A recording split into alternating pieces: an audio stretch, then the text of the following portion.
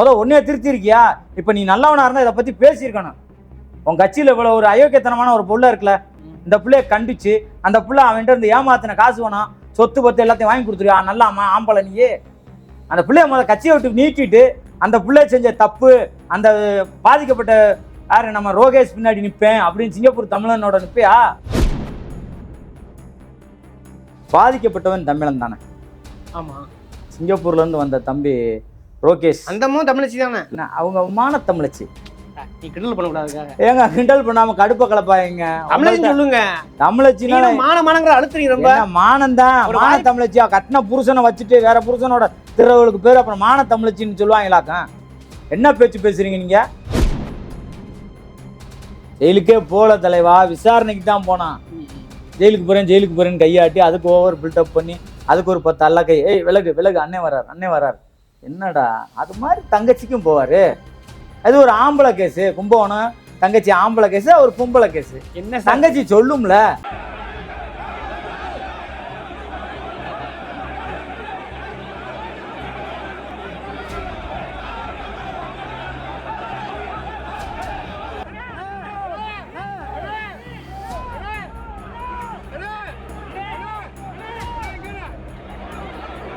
இது ஊரே கூப்பிட்டேல. அது மாதிரி இப்போ நம்ம தங்கச்சி கும்பகோணத்துக்கு திவ்யாவுக்கு கூட்டிடுவீங்களா? தம்பிகளே, நம்ம தங்கச்சி நிறையா நம்ம கட்சிக்கு செலவு பண்ணிருச்சு. தங்கச்சி எப்படியும் காப்பாற்றி ஆகணும். தங்கச்சி ஜெயிலுக்கு போயிடக்கூடாது, பெயில் எடுக்கணும்.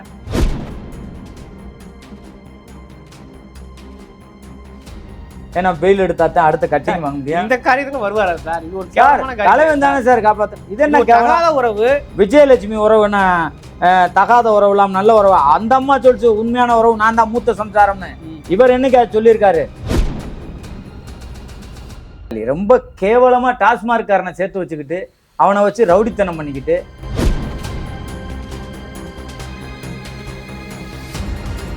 இவர் பெண்களை ஏமாத்துறாரு, அவங்க ஆண்களை ஏமாத்துறாரு. இவ்வளவுதாங்க வித்தியாசம்.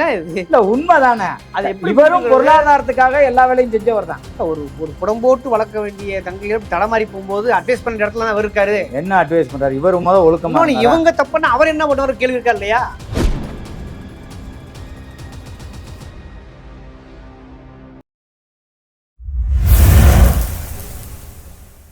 வணக்கம், இது அறத்தின் கழகம். இன்னைக்கு நம்ம சந்திக்கிற அரசியல் ஆளுமை குறிப்பாக தென் மாவட்டங்களில் பெரும்பாலும் பேசும்போல இருக்கக்கூடிய தமிழக முன்னேற்ற கழகத்தின் நிறுவனர் தலைவர் திரு ராஜ்குமார் அவர்கள். வணக்கம் ஐயா. வணக்கம். நல்லா இருக்கீங்களா? நல்லா இருக்குங்க.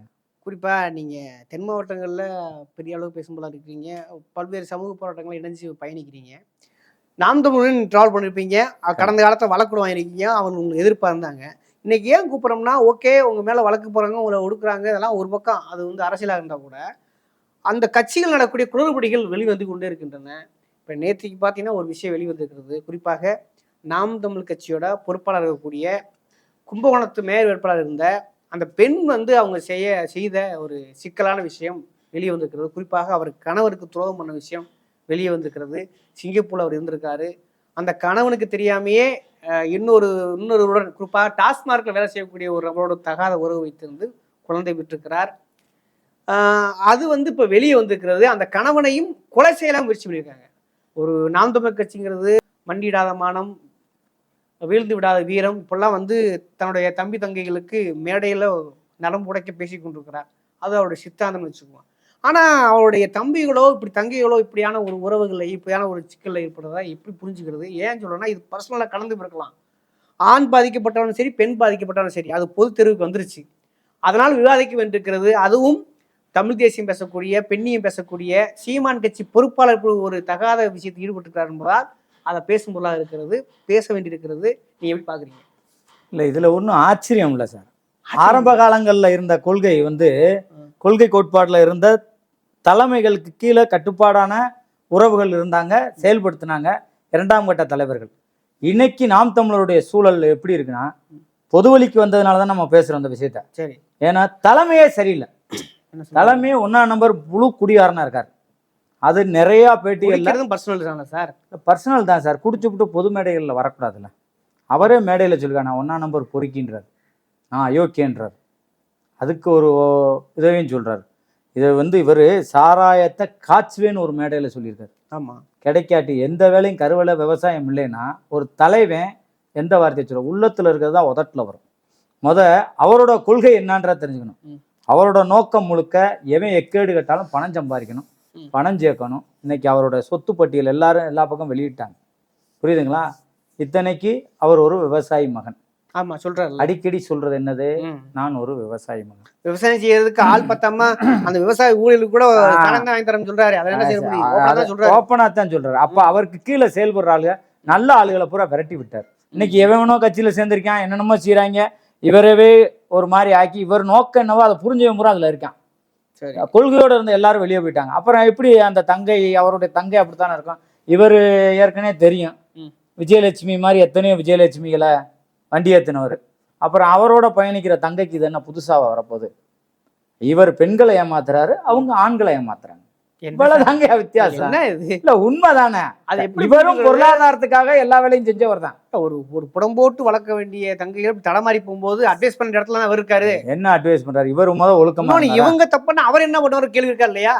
இல்ல இவங்க தப்புன்னா தலைவன் எவ்வளியோ, தொண்டை அண்ணன் எவ்வளியோ, தங்கைகளும் எவ்வளி தானே, தம்பிகளும் அந்த மாதிரி தானே செய்யறாங்க. நிறைய வெளியே வரல சார்.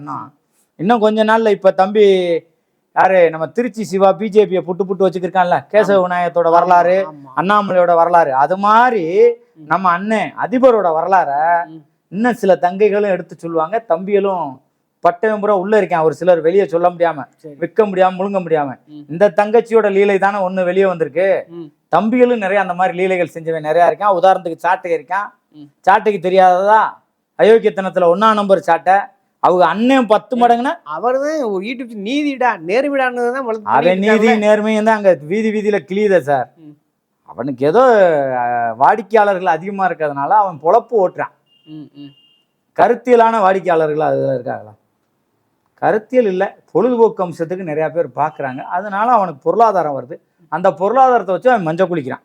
ஆல்ரெடி நம்ம ஆளு வச்சு செய்யறாங்க அவனோட தண்டவாளம் வண்டவாளத்தெல்லாம். ஏன் நம்ம தம்பி சூர்யாவே சொன்னார்ல, அவன் பெரிய காரியவாதின்னு.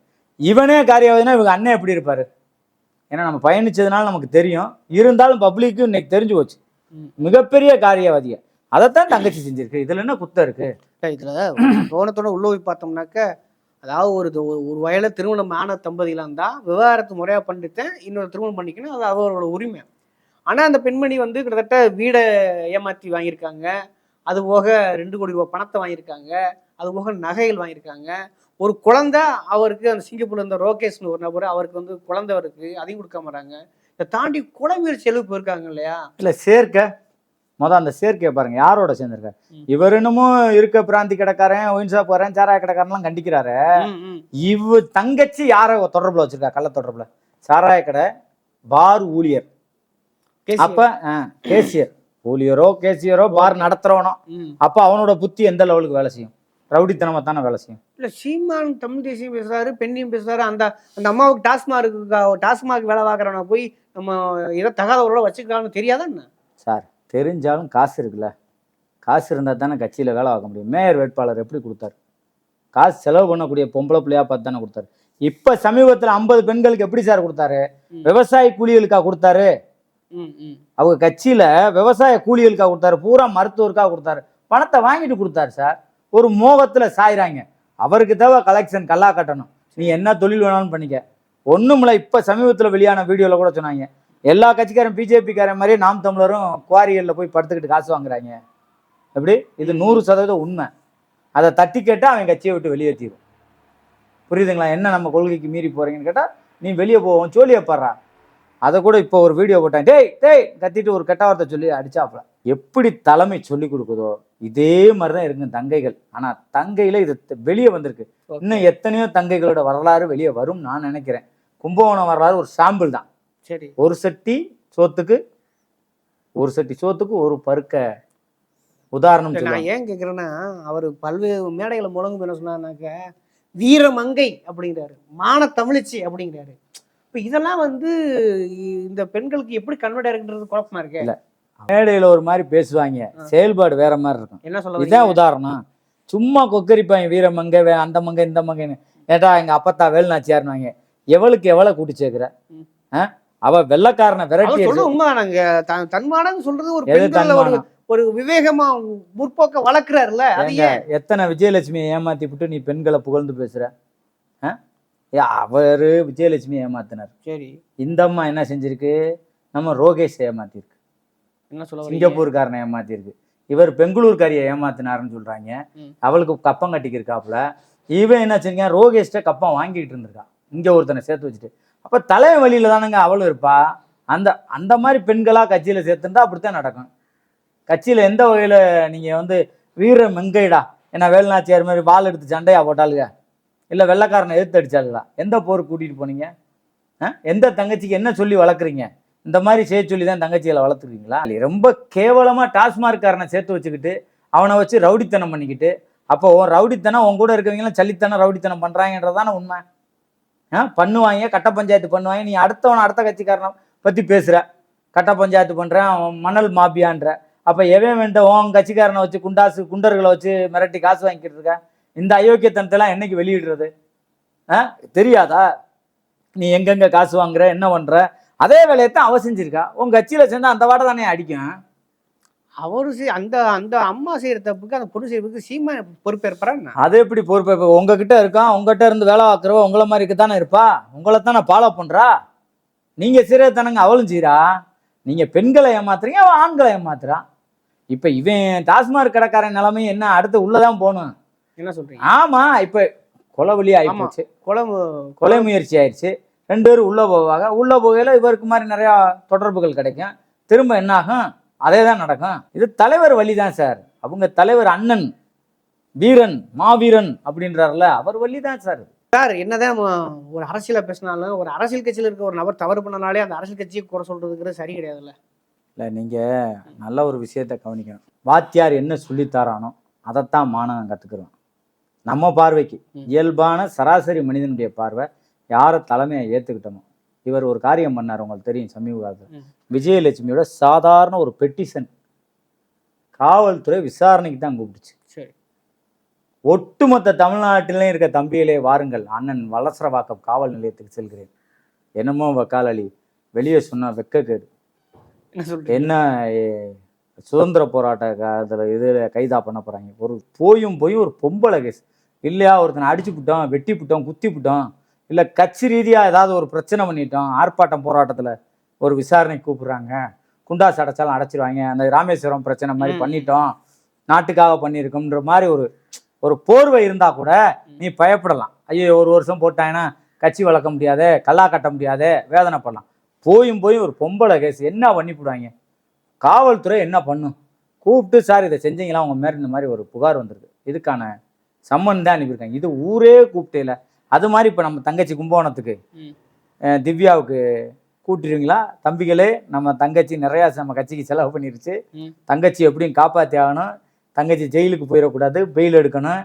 ஏன்னா பெயில் எடுத்தா தான் அடுத்த கட்சிக்கு வாங்க முடியும். இந்த காரியத்துல வருவாரா சார்? இது ஒரு தலைவன் தானே சார் காப்பாற்றணும். இது என்ன தகாத உறவு? விஜயலட்சுமி உறவுன்னா தகாத உறவு இல்லாம நல்ல உறவு. அந்த அம்மா சொல்லிச்சு உண்மையான உறவு நான் தான் மூத்த சம்சாரம்னு. இவர் என்னைக்கு சொல்லியிருக்காரு?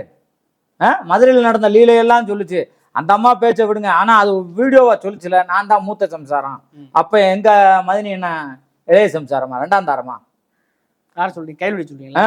அது என்ன 2ஆம் தாரமா? அப்ப இவனுக்கு எதுக்கு சார் அவங்களை புள்ளுக்குறீங்க? விடுங்க சார். அவங்களை இழுக்கிறதுக்கு சொல்ல, இவர் நீங்க சொல்றீங்கல்ல கள்ள உறவு நல்ல உறவுன்னு. இவர் என்ன உறவு வச்சிருந்தாரு? அதைத்தானே அந்த புள்ள ஃபாலோ பண்ணிருக்கு. குருநாதர் எவ்வளியோ சிஷியரும் அவ்வளியே.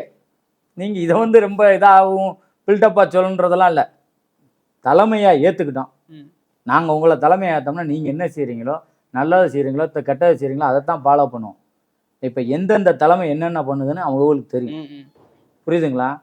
இது அவர் பண்ணியிருக்காரு, அந்த புள்ள ஃபாலோ பண்ணியிருக்கு. இதுல ஒன்றும் தவறு இல்லை. அதை எப்படியும் பெயில் எடுக்க போய்த்தான் ஆகணும். அது ஜெயிலுக்கு போதோ பெயிலுக்கு போதோ அண்ணன் ஊரே கூப்பிட்டு அங்க போவார். பாருங்களேன், என்ன சொல்றீங்க? அவருக்கு ஒண்ணுன்னா தமிழ்நாட்டில் இருக்க நம்ம தம்பி எல்லாம் போனாங்கல்ல, தங்கைகள் எல்லாம் போனா, அண்ணனுக்கு ஒரு பொம்பளை கேசணுன்னே ஊர்ல இருக்க தம்பி தங்கைகள் எல்லாம் கூப்பிட்டு வலசரவாக்கத்தையே அலப்பறையை கொடுத்து அது ஓவர் பில்டப்பு. மீடியாக்காரனை பார்க்க என்னமோ வெளியே சொல்லக்கூடாது. எத்தனையோ வழக்கு நாங்களும் பார்த்துருக்கோம். சமீபத்தில் கூட நம்ம மேல வழக்கு போட்டு ரொம்ப சிரமப்படுத்தினாங்க. அதுக்கு அஞ்சாம போயிட்டு தான் வர்றோம். ஆனாலும் இவர் பண்ண பில்டப்பு என்னமோ தேச துரோக வழக்கில் கைதாக போற மாதிரி போய் ஒரு பொம்பளை கேஸுக்கு அந்த ஏரியாவே ஜம்பிக்க வச்சு டிராஃபிக் ஆக்கி காவல்துறை ஐயா யாரா அவன் காமெடி வடிவேல் சொன்ன மாதிரி நானும் ஜெயிலுக்கு போறேன் நானும் ஜெயிலுக்கு போறேன் நானும் ஜெயிலுக்கு போறேன். எப்படி ஜெயிலுக்கே போல தலைவா, விசாரணைக்கு தான் போனான். ஜெயிலுக்கு போறேன்னு கையாட்டி அதுக்கு ஓவர் பில்டப் பண்ணி அதுக்கு ஒரு 10 அல்ல கை, ஏய் விலகு விலகு, அண்ணே வரார். என்னடா அது மாதிரி தங்கச்சிக்கும் போவாரு. அது ஒரு ஆம்பளை கேஸு, கும்பகோணம் தங்கச்சி ஆம்பளை கேஸு, அவர் பொம்பளை கேஸு. என்ன தங்கச்சி சொல்லும்ல. நீங்க ரைமிங்கா பேசுறதுக்காக அந்த பொம்பளை கேஸ் இந்த ஆம்பளை கேஸ் ஒன்னா பேச சரியாமல. ஏங்க இதுல என்ன வித்தியாசம்? அவன் நடிகை, இவன் நடிகை இல்லாம வெளிநாட்டுல வேலை செய்த கணவனை ஏமாத்திருக்கான், நம்பிக்கை துரோகம் பண்ணிருக்கா. இவர் செய்யறதா அவ செஞ்சிருக்கா பொம்பளை பிள்ளை, வேற ஒண்ணும் இல்லை. அது மாதிரி நிறைய தங்கச்சிகள் அங்க இருக்காங்க, ஒரு சிலர் நல்லவங்க இருப்பாங்க, அதுக்காக எல்லாரையும் குற்றம் சொல்ல. அண்ணனுக்கு வந்து பொம்பளை கேஸு, தங்கச்சிக்கு ஆம்பளை கேஸு. இதை போட்டு நீங்க குறைஞ்சுக்கிட்டு அது என்னமோ பெரிய இது மாதிரி இது பண்றீங்க. இல்ல சார், அப்படி சொல்லல. ஒரு ஒரு ஒரு ஒரு ஒரு யாரோ ஒருத்தர் செய்யறதுக்காக ஒட்டுமொத்த அவர் கண்டிக்க வாய்ப்பு இருக்குது. ஏன்னா ஒரு கட்சி தலைவர், அவங்க கட்சி பொறுப்புல இருக்காங்க.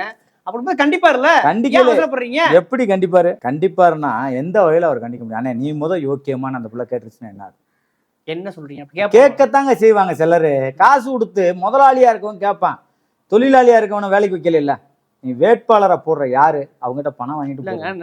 இன்னும் ஓப்பன் கேட்கிறேன். அவர் வந்து கணவர் தான் யாரு, இந்த திவ்யாவோட கணவர். அவரும் ஒரு தமிழர் தான். இவருக்கெல்லாம் நாம் தமிழர்னா அவரும் ஒரு தமிழர் தான், அதில் குழப்பம் கிடையாது. அதே மாதிரி இந்த பொண்ணும் தமிழர் தான். அப்ப உண்மையிலே பாதிக்கப்பட்ட தமிழருக்கு அவர் ஆதரவா நிக்க மாட்டாரா சீமான்? இதுக்குள்ள இந்த தமிழருக்குன்னா பஞ்சாயத்து அவர் தான், அவர்கிட்ட தான் கேட்கணும். அவர் எப்படி போவார்? பொருளாதாரம் கொடுக்குறவன் பக்கம் நிற்பாரா, பொருளாதாரம் இழந்த வேண்ட போய் நிற்பாங்களா? ஏங்க அப்படி பச்சையா பார்த்தா அவர் டாஸ்மாக் இருந்து வர்ற வருமானத்துல தாங்க வாழ்ந்திருக்கா. டாஸ்மாக் பணமா பிடிக்காது இல்லைங்க. யாருங்க சொன்னது? யாரு சொன்னது? எத்தனை டாஸ்மார்க் கான்ட்ராக்ட்காரங்கிட்ட காசு வாங்குறாங்க தெரியுமா? என்ன சொல்றீங்க? புதுசா இருக்கு. அதெல்லாம் வாங்கிக்கிட்டு தான் சார் கல்குவாரிக்காரன்ட்ட வாங்குறான், மண் கான்ட்ராக்ட்காரங்கிட்ட திருச்சி பக்கத்துல இருக்காங்க, அவங்ககிட்ட எல்லாம் வாங்கிட்டு தான் சார் இருக்காரு. டாஸ்மார்க், மண் குவாரி, கல்குவாரி, இன்னும் 2ஆம் நம்பர் வேலை செய்யற எல்லாத்தையும் பணம் வசூல் பண்ணிக்கிட்டு தான் இருக்காங்க. அதுவும் முந்திய காட்டிலும் இப்ப ரொம்ப வேகமா வாங்குறாங்க. எம்எல்ஏ எலெக்ஷனை சந்திக்க போகிறோம், அடுத்து நாங்கள் தான் ஆட்சி அமைக்கிறோம், அப்படி வலுவான ஓட்டு வாங்கிட்டோம். இருக்க மருத்துவர்களே பணம் கட்டி தான் இப்போ எம்பி வேட்பாளர்ன்றாங்க. எத்தனை பேர் அவங்க கட்சிக்காக தன் சொத்து சோகம் எல்லாம் விற்றுட்டு வேட்பாளர் சீட்டு கொடுப்பாரு அண்ணன் அப்படின்னு நினச்சாரு. அவங்களுக்குலாம் ஏன் கொடுக்கல? செலவு பண்ண தகுதி இருக்கவனை தானே சார் கட்சியிலே வேட்பாளராக நிப்பாட்டினாரு. அவங்ககிட்ட எவ்வளோ ரூபா வாங்கி கலெக்ஷன் பண்ணாருன்னு கொஞ்ச நாளில் வெளியே வரும். சும்மா அவனு நிப்பாட்டல. அவங்க கட்சிக்காரங்க தான் கேட்குறாங்க கேள்வி, ஏன் நீ சாதாரண விவசாயி மகன்ற ஒரு விவசாய நிப்பாட்ட வேண்டியதானே, ஏன் நிப்பாட்டல? மருத்துவரை நிப்பாட்டுற, பொறியாளரை நிப்பாட்டுற, 90% மருத்துவரை நிப்பாட்டினேன். அந்த மாதிரி காசு கொடுக்குறவனே இந்த அம்மாவை எப்படி வேட்பாளரை நிப்பாட்டிருப்பாப்புல? சாராயம் வித்த காசுல வந்ததுல தான், டாஸ்மார்க்ல வந்த காசுல தான் நிப்பாட்டிருப்பாப்புல. யாரு? நம்ம திவ்யாவை. அவரோட அட்ஜஸ்ட்மெண்ட் இருக்காருல்ல, அவர் காசு கொடுத்துருப்பாருல டாஸ்மார்க் மேலாளர். வெளியில மேடையில பேசுறது எல்லாமே நாடகங்க. அவர் ஒரு சில விஷயங்கள்ல தண்ணியை போட்டிருந்தாருன்னா உண்மையை பேசுவார், பார்த்துருப்பீங்க. இல்ல அது வீடியோக்கு ஆடியோ வந்திருக்கு, வேற விவகாரம். இல்ல வந்திருக்கு, சில பேரை அநாகரிகமா வைகிறது வந்திருக்கு. அது அவருடைய போதையோட உச்சம், அது தனி இது. அந்த நேரம் இந்த பயிலுக்கு போய் சுரண்டக்கூடாது அவர்கிட்ட. எப்படி நான் சொல்ற புரியுதுங்களா உங்களுக்கு? அவர் அண்ணன் எந்த சூழல்ல இருக்காரு, நித்திய பூஜையில இருக்காரா, நிதான பூஜையில இருக்காரான்னு பார்த்துட்டு பேசணும். கட்சி தொண்டர்களே, தம்பிகளே, இதெல்லாம் பார்த்துட்டு பேசுவோம் தலைவங்கிட்ட. ஏங்க அப்படித்தாங்க தம்பி முருகானந்தம் பேசல ஒரு வார்த்தையை விட்டுவிட்டாரு. முருகானந்தம் திரும்பி கிளிகிளின்னு கிழிச்சாங்க புலவன் முருகானந்தம். ஆமா, தமிழக வாழ்வுரிமை கட்சியில. ஏன் நம்ம டோல்கேட்டு வழக்குக்கு இன்னும் போயிட்டு இருக்காப்புல. ஆமா, அவர் மாதிரி பல தம்பிகள் பாதிக்கப்பட்ட ரோட்ல இருக்கிறாங்க. நம்ம தங்கச்சி மாதிரி 2ஆம் நம்பர் வேலை, கள்ள தொடர்பு, அந்த தொடர்பு இந்த தொடர்பு வச்சிருக்க தங்கச்சி தம்பி எல்லாம் பிடிச்சி நீ போடுறத போடு, நமக்கு அனுப்பு, நிதி அனுப்பு. இந்த மாதிரி விஷயங்கள் தான் நிதி வர வாங்குறாரு. நிதி வாங்கத்தாங்க செய்வாங்க, வாங்குறதுனால கட்சியில வச்சிருக்காங்க. ஒரு வாய்ப்பு கிடைச்சதுக்கா எப்படி போட்டு வாய்ப்புலாம் இல்ல, அப்படிலாம் நீங்க சொல்லாதீங்க. இங்க இருந்து வந்த நிதியில இந்த கட்சிக்கு நிதி போச்சா போலான்னு கேளுங்க. இந்த பொன்மணியை எப்படி வச்சிருந்தாரு? அப்ப அண்ணன் கொள்கைப்படி தங்கச்சி இருக்குன்னு தானே, சிறப்பான தங்கச்சின்னு தானே கூட வச்சிருக்காரு. வேட்பாளர் தேர்ந்தெடுக்கல எப்படிங்க தேர்ந்தெடுப்பீங்க? பொருளாதார அடிப்படையில் தான் தேர்ந்தெடுக்கிறீங்க. நல்லவன் கெட்டவன் தேர்ந்தெடுத்திருந்தா இன்னைக்கு நம்ம கட்சி கம்யூனிஸ்ட் கட்சி மாதிரிலாம் இருந்திருக்கணும். நாம் தமிழர் தானே, அடிப்படை தமிழனுக்குள்ள கொடுத்துருக்கணும். இப்போ நீ என்னதான் சொன்னாலும், நீங்க நாம் தமிழ் கட்சியில கடுமையாக விமர்சிச்சாலும், அவர் அந்த கட்சியில இருக்காங்க, தனி மனித ஒழுக்கம் இல்லாமல் இருந்துட்டாங்கன்னு எடுத்துக்க கூடாதா? இதுக்கு அவர் என்ன சீமான் என்ன பண்ணணும்? ஒரு யதார்த்தமான கேள்வி இருக்கா இல்லையா? பொது வாழ்க்கைக்கு வந்தோடனே முதல் ஒழுக்கம், தனி மனிதன் ஒழுக்கம் தாங்க மெயின். தன்னை ஒழுக்கப்படுத்திக்கிட்டு தான் மற்றவங்களை ஒழுக்கப்படுத்த முடியும். தலைமையே ஒழுக்கம் இல்லாத தலைமையா இருக்கையில அப்ப தங்கச்சியும் அப்படித்தான் இருப்பா. நான் என்ன கேட்கிறேன், தமிழக முன்னேற்ற கழகம் சார்பா ம். பாதிக்கப்பட்டவன் தமிழன் தானே. ஆமா, சிங்கப்பூர்ல இருந்து வந்த தம்பி ரோகேஷ், அந்தமும் தமிழச்சி தானே. அவங்க மான தமிழச்சி. நீ கிண்டல் பண்ணக்கூடாதுக்காக ஏங்க கிண்டல் பண்ணாம கடுப்ப கலப்பாங்க. தமிழச்சி சொல்லுங்க. தமிழச்சினால மானங்கிற அழுத்துறீங்க ரொம்ப. மானந்தான். மான தமிழச்சியா கட்டின புருஷனை வச்சுட்டு வேற புருஷனோட திருவளுக்கு பேர் அப்புறம் மான தமிழச்சின்னு சொல்லுவாங்களாக்கா? என்ன பேச்சு பேசுறீங்க நீங்க? ஆமா, நீங்க கேட்கறீங்கன்றதுக்காக யோக்கியமானவர்கள் இவ எங்க பிரியாணி கொலை பண்ண கீரை முட்டையெல்லாம் இருக்காளுங்க கட்டின புருஷனை விட்டுவிட்டு அதே ஏரியால சீமான் சமூகத்தை கட்டமைக்கிறேன்றார்ல, நல்ல சமூகமா கொண்டு வருவேன் நான் அடுத்த முதல்வர்ன்றார்ல. இதெல்லாம் உன் கட்சியில இருக்கவளே ஒழுங்கான இது பண்ண முடியல, கட்டமைச்சு வளர்க்க முடியல. நீ என்ன அடுத்தவளை போட்டு நான் நாட்டை திருத்த போற? ஒன்னே திருத்தி இருக்கியா? இப்ப நீ நல்லவனா இருந்தா இதை பத்தி பேசியிருக்கணும். உன் கட்சியில இவ்வளவு ஒரு அயோக்கியத்தனமான ஒரு புள்ள இருக்குல்ல, இந்த பிள்ளைய கண்டிச்சு அந்த புள்ள அவன்கிட்ட இருந்து ஏமாத்தின காசு வேணாம் சொத்து பத்து எல்லாத்தையும் வாங்கி கொடுத்துருவா. நல்லா ஆம்பளை நீயே அந்த பிள்ளைய கட்சியை விட்டு நீக்கிட்டு அந்த பிள்ளை செஞ்ச தப்பு, அந்த பாதிக்கப்பட்ட யாரு நம்ம ரோகேஷ் பின்னாடி நிப்பேன் அப்படின்னு சிங்கப்பூர் தமிழனோட நிப்பையா? அவனும் தமிழ்நாட்டுக்காரன் தானே. அவனுக்கு நீ அப்படி சொல்லிட்டாருன்னா நான் நீங்க அடுத்த கேள்வி கேளுங்க. வருவாப்லையா அந்த பேட்டியே ஒரே வார்த்தையில மலிப்பிடுவாப்ல, அது யாருன்னே தெரியாதுன்னு வாப்ல. என்ன சொல்றீங்க? ஏங்க கும்பகோணம் மேயர் வேட்பாளர் யாரும் தெரியும் சொல்லுவாரா? எவ்வளவு உழைச்ச வெற்றி குமரனே தெரியாதுன்ட்டு போயிட்டான். சாக்கடை அடப்புன்றேன் அயோக்கியப்ப. ஏங்க இவெல்லாம் ஒரு ஆள்? அவனுக்கு இந்த நகம் இருக்கு பார்த்தீங்களா, சுண்டு ஒரு நகத்தில் தள்ளி விட்டு போயிடும். அவங்க ஒரு மாபியா கும்பலுங்க சீட்டிங்ல. வெளியே சொல்லாங்க ஒரு சம்பவத்தை வச்சு இப்படி பேச. என்ன சம்பவம்? என்ன ராஜீவ் காந்திக்கு மேலே அந்த கட்சி வளர்த்தல நாய ஆலயனும், கல்யாண சுந்தரத்துக்கு மேலே ஆலயனும், ஏன் சிவகங்கைக்காரன் புட்டு வச்சான். இவங்க எல்லாம் கட்சியில ஏன் விளக்குன? வெற்றியை ஏன் விளக்குன? வெற்றியை என்ன வார்த்தை கேட்ட? சாக்கடை அடப்பு சில அடப்புகள் எடுக்கிறாராம். இது என்ன அடப்பு இல்லாம உனக்கு கொடுத்த பொடப்பா? என்ன சார் இல்ல நான் கேட்கிறேன், இந்த புள்ள உனக்கு அப்படியே கொடுத்துக்கிட்டே இருந்திருக்கப்ப அங்க ஊர் போயிட்டு எல்லாம் ஆட்டையை போட்டு டாஸ்மார்க்ல ஆட்டையை போட்டு சிங்கப்பூர் புருஷன் ஆட்டையை போட்டு அதுக்காக அவர் செய்யற வேலைகளை ஏங்க இந்த ஆளுக்கு காசு வந்தா போதும்னு இருக்காளுங்க. இப்ப இவங்களோட ஒரு பெரிய மாபியா கும்பல் சுத்திட்டு இருக்காங்க. எங்க ஆட்டையை போடலாம், எவன் சீட்டிங் போடலாம், எவன் 2ஆம் நம்பர் தொழில். இப்ப கூட சமீபத்துல நம்ம போடலைங்க அவங்களோட சொத்து பட்டியல தங்கச்சி பேர்ல எவ்வளவு இருக்கு, தம்பி பேர்ல எவ்வளவு இருக்கு, இவன் பேர்ல எதிர்கட்சிகள் போடுவாங்க. அதெல்லாம் எதிர்கட்சிகள் ஏங்க சொல்லுவாங்கல்ல, பழமொழி சொல்லுவாங்க, நெருப்பு இல்லாம புகையாது. இல்லாத எவனும் சொல்ல போற. இவர் ஆரம்ப காலத்துல என்ன செஞ்சாரு தெரியுமா? இவரை தங்க வச்சிருந்த இடத்தையே வித்துட்டு வந்தாளு. என்ன சொல்றீங்க? அதெல்லாம் இருக்கு. அந்த ஆளு மறக்க சொல்லுங்க பாப்போம். ஆதாரம்லாம் பேசக்கூடாது போற போக்குல. ஏங்க இவரை நாடார் சங்கத்துல தங்க வச்சிருந்தாங்க. சங்கத்து தலைவங்களுக்கே தெரியாம அந்த இடத்த வித்துப்பிட்டு 20,000 வாங்கினவருங்க இவரு. இதுக்கு அவங்களே சொல்லியிருக்காங்க நிறைய ஆதாரம். ஒண்ணு பேசி எதையா ஒண்ணு பேசக்கூடாது விடுங்க தலைவா. இல்லாத அதான் சொல்றோம்ல, நெருப்பு இல்லாம போகாது. நம்ம அவரை குற்றம் சொல்லணும்ன்ற அவசியம் இல்லை. அவர் வளர்ப்பு சரியில்லைன்னு சொல்றான். தான் சரியா இருந்தா தானே வளர்ப்பு சரியா இருக்கும். அவரை சுத்தி இருக்க கும்பல் ஊரா சீட்டிங் கும்பல். எவனடா ஆட்டையை போடும் இருப்பாங்க. ஒரு தலைமைக்கு எப்படினாலும் தெரியாம இருந்திருக்குமா? அது தெரியும். நேத்துல இருந்து வைரலா போயிட்டு இருக்கு சார். யாரும் குரல் கொடுத்து நம்பிக்கை இருக்குங்க. அவர் பேசுவார், நம்பிக்கை இருக்குங்க. பேசிட்டா சந்தோஷம். அந்த தமிழனுக்கு நீதி கிடைச்சா நான் முதல் ஆளா சந்தோஷப்படுவேன். பாதிக்கப்பட்ட தமிழனுக்கு இந்த பொம்பளை பிள்ளைகிட்ட இருந்து பூரத்தையும் பிடுங்கி கொடுத்தாருன்னா முதல் ஆளா தலைவனை பாராட்டுறது நானா தான் இருப்பேன். இல்லாட்டி வேற மாதிரி தான் கேள்வி எழுதும். இதே வேலையை தொடர்ச்சியா செய்கிறாங்க. அது உண்மை நிரூபிக்கப்படும். போதுமா? ஓகே, நீங்க இப்போ எதிர்பார்க்கல, கொஞ்சம் கடுமையாக பேசியிருக்கிறீங்க, கடுமையான விமர்சனம் முன்வைக்கிறீங்க. சீமான் நான் தட்டி கேட்பார் நம்புறேன். ஏன்னா அவர் தமிழ் தேசியம் பேசக்கூடியவர். பெண் ஆண் என்று பாகுபாடு இல்லாமல் பாதி ஆண் பெண் வேட்பாளர் இருக்கிறாரு. அந்த வேட்பாளர் ஒரு பெண்ணை எப்படி தப்பு இருக்கும்போது அதை தப்பு பண்ணும்போது ஆண் என்ன பெண் என்ன நிச்சயமாக தட்டி கேட்பார் நம்புவோம். இது குறித்து வாய்தல் பண்ண நம்புவோம். அப்படியே உங்களுடைய விமர்சனங்கள் எல்லாம் மக்களின் பார்வைக்கு விடுகிறேன். இந்த விவாத சார்பு நேரம் ஒதுக்கிறதுக்கு நன்றி. என்ன சொல்ல வரீங்க? இல்லை, கேட்பாருன்னா ரொம்ப மகிழ்ச்சி தான். கேட்டுட்டாருன்னா ரொம்ப சந்தோஷப்படுவோம். நம்ம அப்படி கேட்பாரான்னு பார்ப்போம். நானும் எதிர்பார்க்குறேன் உங்களோட சேர்ந்து. நன்றி. உங்களோட சேர்ந்து நானும் எதிர்பார்க்குறேன். நன்றி.